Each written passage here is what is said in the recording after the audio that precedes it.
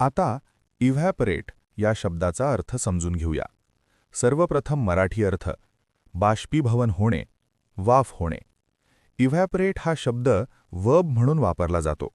मराठीत समजून घ्या. इव्हॅपरेट म्हणजे द्रव, विशेषतः पाणी, उष्णतेमुळे वाफेत रूपांतरित होणे. ही प्रक्रिया जलचक्राचा महत्त्वाचा भाग आहे. English meaning: to change from a liquid into vapour, usually due to heat.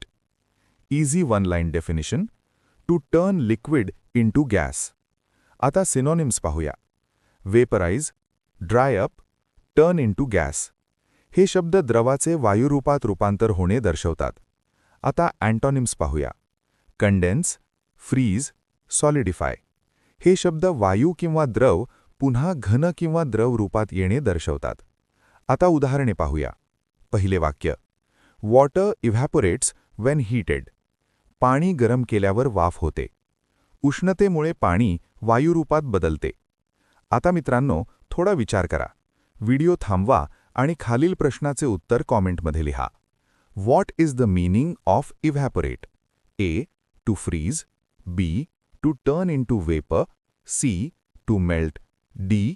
To break. तुम्हाला इंग्रजी मोफत आणि सोप्या पद्धतीने सुधारायचे आहे का?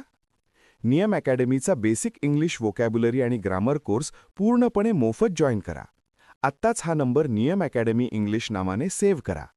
9270275060. नंतर व्हॉट्सॲपवर हॅलो सर असा मेसेज पाठवा. दररोज व्हिडिओ प्लस MCQ सराव मिळवा. नंबर सेव्ह केल्यावरच लिंक उघडतील.